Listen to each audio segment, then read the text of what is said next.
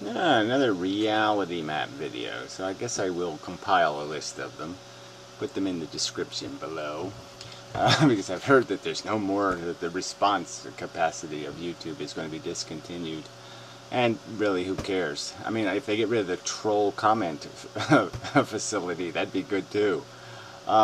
Because yeah, video responses weren't being used by anybody in a coherent manner anyway. Anybody who has any kind of popularity, people are just posting any old video as a response video. You'll never find a on-subject video response in Thunderfoot or the Amazing Atheist video responses. They're all irrelevant. So yeah, it was a bullshit feature that nobody used right. So yeah, useless.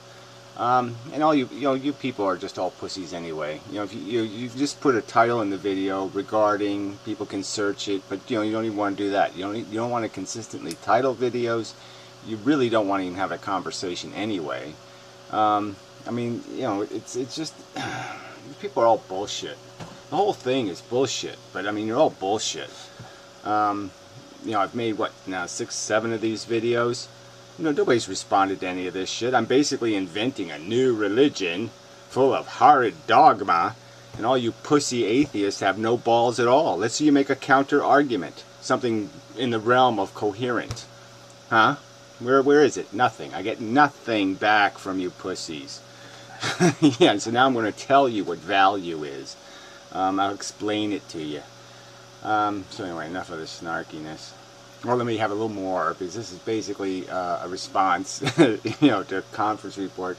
Just made another pussy atheist bullshit video about value and moral authority. Again, framed in the context that, okay, because religious people got it wrong, everybody's going to get it wrong. That there's no such thing as discovering the truth about value.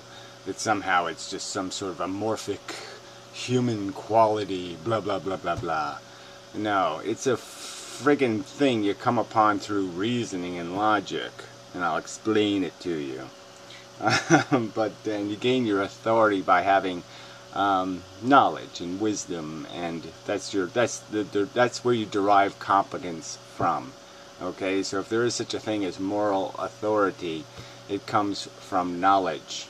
It comes from skill in the faculty of getting it right logically, rationally. Alright, so anyway, yes, this is just really just static, so it's not written for your pleasure. Yeah, it really isn't. So anyway, yes, okay, reality map, and the subject is value. So where does the value come from in this thing? And, I'm going to argue it's to be discovered. Discovery is the key word, and the related words are revealed and observed and understood. And then once you do that stuff, this understanding thing, then you can impose it. Yeah, then you have the authority to impose value into the world, because there isn't any. That's right, there's no cops in the crude system, right? There's no anything in the crude system, right? There's no window washers till we show up to say, hey, the glass is dirty, we can't see through it, so let's wash it. So we do a little bit of logic and say, hey, if we just wash the crap off, we don't have to put new glass in. Yeah, and you're doing the same thing with value or anything else. You're just discovering a problem, and then you're just sitting there saying, well, what's the solution to the problem? Not complicated. Alright, so anyway, so we start off with the game, which is, okay, evolution, blah, blah, blah, blah. You end up with this thing called a feeling organism, sentient, okay? So 500 million years ago, the little BattleBot game changed, okay? So for 3.5 million years, evolution was just creating a bunch of little bots, little machines that had different little swords and different little pincers and different little weapons, different little teeth and monstrous things to sit there and gobble each other up, fight with each other to gain this thing called survival. And survival is always in some sort of context. So as put here, it has to be enduring. The long-term survival, that's the one that wins in the end, right? I mean, we're 4 billion years into the game. Okay, and so things that didn't have the stuff over the long term died off, and the stuff that remains is the stuff that maybe it wasn't Maybe it didn't control the world. Maybe it didn't have the best features in the world, but it was durable. It didn't like a fungus. It controlled its reproduction. It controlled what it did, so it didn't sit there and become food, and it didn't become this, and it didn't become vulnerable. It hid. It stayed quiet. And that's one of the secrets to long-term survival, is being a little bit humble. If you're too aggressive in your surviving, you're probably not going to make it for the long haul. It's a long race. It's a marathon. It's not a short race. Anyway, so yeah, it has to be controlled, this survival thing, which means your consumption and your reproduction has to be controlled. And this is something biology learned a long time ago, billions of years ago. So it built in mechanisms of death and mortality into the little bots, so then they could replicate without making a huge mess. Basically having to learn how to eat their own shit. Okay, game on. And it's all based on these requirements, these subtle requirements of environment. The world can change at any minute. Meteor hits, all the dinosaurs are gone, and the little creepy crawlies, that were hiding in the weeds, can now climb out of the weeds and start feeding on the world that they were denied access to because the big giant monsters were going to eat them. And yes, a little arbitrary little turn of events decides what organisms live, what organisms die, blah blah blah. But again, the bottom line is, okay, you have that whole system of surviving machines, and that's doing its own thing. This whole idea of evolution is just, yeah, who cares, right? I mean, if it never acquired sentience, who cares, right? It's just little machines beating the shit out of each other. Who cares, okay? It might make a nice TV show if you could run it in, fast motion, but that's all there was. There wasn't anything significant going on, and there certainly wasn't anything that fit into the realm of, wow, we have just popped a value bubble into the universe. But yeah, 500 million years ago, something went, ouch. Something went, I don't like this. I don't want to be here, okay? And what was invented was attraction and repulsion, because they became survival mechanisms. It became possible for organisms to navigate in an environment as a unique organism. So now learning is the key element here. And so whether we say the ouch came before learning, or the ouch came with learning, or the ouch came right after learning, the truth is that learning and feeling are really closely connected. Because the real value in feeling is the fact that you have a feeling and you learn from it. It tells you something. It says, gee, I don't want to do that again because that sucked.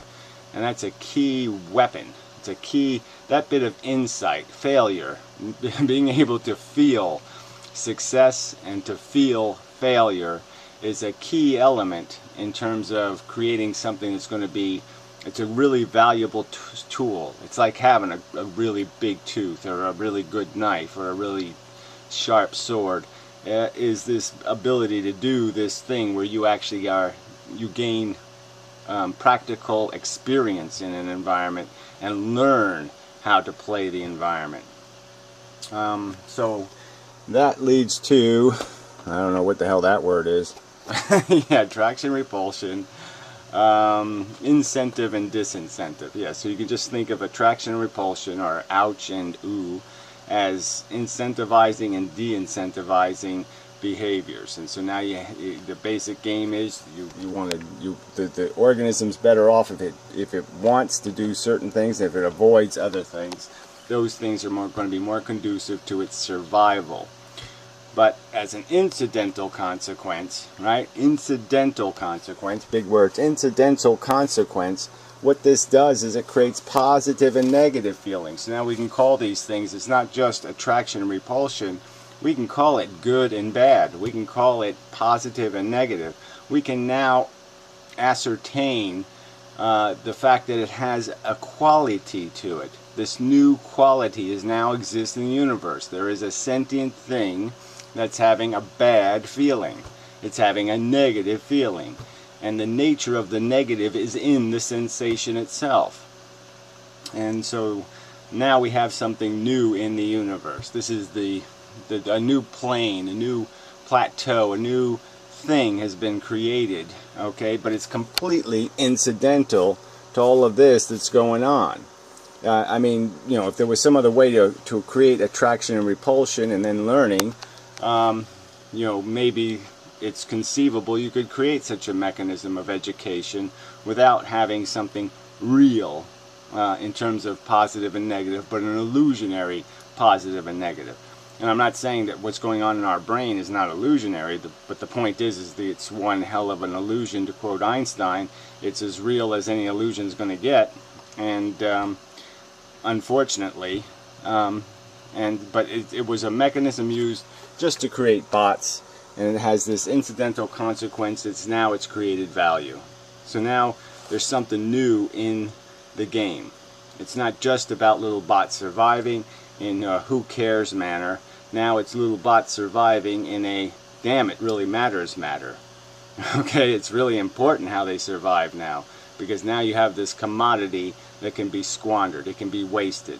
If I was to propose that we shoot a 6 million Jews into space onto the moon and then torture them to death, people could understand, hey, that doesn't sound very good, because that would create a bunch of negative sensations, and it seems really stupid to create all that suffering, and there would be no purpose in it whatsoever, correct? It would accomplish nothing, it would save no suffering, it would prevent no suffering, so everybody could sort of say, yeah, if we have two choices, hit the torture the Jew button or don't hit the torture the Jew button, it makes infinite logical sense not to press the gratuitous wasted suffering button.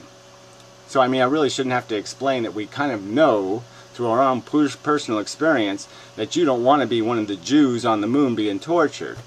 That this is fundamentally valuable, and not valuable in some obtuse way, but valuable in some real, okay, I get it way. I know what a sensation is, I've felt them, okay, there's no denying them, they happen.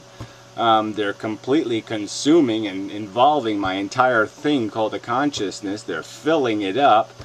It'd be idiotic to deny the existence of these sensations and to deny them their appropriate qualitative weight. So anyway, I'm not going to further argue the idea that sensations have intrinsic weight as valuable, because it would be just a ludicrous world for you to describe to me the world where they don't. Because then you end up having 6 million Jews on the moon tortured for no good reason. And that would just make no goddamn sense. Anyway. Alright, so now value is created, and now value can be wasted. And that's the key thing to our, now it can be optimized. Now you have an efficiency equation. Now you have a fuel, and you have a function. Okay, so now you can look at it and say, like a car, you can judge its efficiency. How much fuel does it consume? How much work does it produce? And you can take mechanisms out of the machinery to refine its efficiency. You can have a car that gets 2 miles to the gallon, or you can have a car that gets 25 miles to a gallon, or 50 miles to a gallon, or maybe theoretically hundreds of miles to a gallon, based on how you optimize the use of the commodities. And the commodity that we're squandering or wasting, or the fuel of this game we're playing now, is the fact that sentience will be in this negative state. The negative state is the gasoline we pour into the friggin' tank for this thing we call the positive state, which is, I successfully accomplished something. I beat everybody in the contest and felt really cool. I fucked the hell out of that bitch. I did something really magnificent and fantastic, and now therefore that's the fuel. That's the thing. That's not the fuel. That's the accomplishment. That's the miles you're moving. Okay, so now you have a simple value equation of your gratification of your I accomplished notions versus what is having to be spent for it, which is your own suffering and the suffering of the slaves and the peons and the pissants that you fucking abuse every day to get your satisfaction, your gratification. The losers you grind up and then put in your tank to make your car go further. Okay, so value obviously isn't going to be valued by crude forces. So obviously there is no value police, there is no value judger, there is no moral authority in the universe to say, hey, That's stupid. But as soon as you create something that's intelligent, it's going to have moral authority. It's going to say, if you create a supercomputer someday and it can do anything close to this kind of talking, and it's all good at saying something like, well, trees are made of 2 different kinds of tissue. The dead tissue is xylem, and it allows the fluids to flow upwards through, whatever you call that, where you pull one thing and the rest of them come up after it. And then you have this phloem tissue which pushes the stuff down, and it's very interesting, blah blah blah blah blah blah blah. And if it can do that, it's going to explain to you, and there's these sentient creatures and they have this consciousness, and the consciousness is full of these intense feeling-y things. I've never had one, but I've certainly have lots of documentation on it. It seems to be the thing that they are totally obsessed with, so it's got to be goddamn important. And I've seen all the animals run away from these feelings. If you offered them a feeling banana, here's smallpox banana, and here's yummy yummy banana, they'll always go for yummy yummy, and they'll always run away from smallpox. If I walk up to them with a needle and a syringe, or I walk up to them with a dildo, yes, they're always running from the syringe, and somehow always kind of attracted by the dildo. Yeah, it just happens to be the nature. That's what a supercomputer is going to tell you, is that yes, there's something happening here, it's goddamn important, and it's going to gain some sort of moral authority. It's going to say, yes, it would be really stupid to shoot the Jews onto the moon and torture them. Don't do it. It doesn't sound theoretically like it could all be functional, that it could produce anything of value whatsoever. It's just a dead end. Don't go there. It's stupid. It's a syringe in your anus. Don't bother with that one. Alright, so bottom line is, the universe is crude forces. Intelligence is the opposite of crude. Intelligence or knowledge or understanding and discovery is the game. It is ordering matter. It is ordering energy. It is taking something that is crude, something that's chaotic, and yeah, it's ordering it, it's organizing it, it's structuring it, it's creating relationships. It's allowing the relationships to be purely seen and to be purely connected to each other. It becomes a very functional piece of engineering through time. That's what knowledge does. It's a functional, tightly bound, strongly bound piece of engineering. It's almost like creating matter out of energy. That's what our brain does. When it creates knowledge, it's basically consolidating and creating a structure of tight bounds. Bonds. Then the bonds are relevancy. The bonds have to do with categories and being able to identify categories and identify relationships and then call that a category. Once something has a relationship, you call it a category. So anyway, and so in the end, moral authority is just has to do with competence, and competence is to drive through acquiring knowledge and intelligence. So once you've done this dissection of the game, once you've gone through and said, okay, this is what it is, it's battle bot for this arbitrary, meaningless thing called survival, and now this thing has now become important because now there's value at stake. Now there's this thing called attraction and repulsion, there's this thing called positive and negative sensation, and that's the game now. And now it's the only part of the question is can we do this efficiently enough to make it not sound like we're just shooting Jews onto moons to torture them? Are we doing anything but just torturing animals on this planet? Is there some other accomplishment? Are we spinning the car around in circles? We're consuming the gas and we're driving nowhere. Do our superficial satisfactions and realizations of our ego crapola amount to enough to justify the amount of negative sensations being experienced, the amount of fuel that's being put in the tank? And that's the question. I say the question, and obviously my answer to the question is we're not even freaking close, okay? We're not getting 0.0000000000001 miles per gallon out of this engine. It's time to turn it off, turn the key. This thing is a disaster. It's a smoking time bomb, and it's just going to blow up in your face anyway. You're just sentencing some future generation to have to clean up the horrific, exploding diarrhea mess that you're making right now. So put a cork in it, slow down, and realize it's probably game over. Take time to verify it if you like. But, admit the truth. Admit that's where all the facts point. And you're not going to show me any other fact that doesn't point right to the fact that we're just an inefficient pile of crap that was caught up in a stupid biological reproducing game that couldn't go anywhere anyway, because there's nowhere to go. Alright, so that's probably enough. So, reality map number whatever. Thank you very much. And such.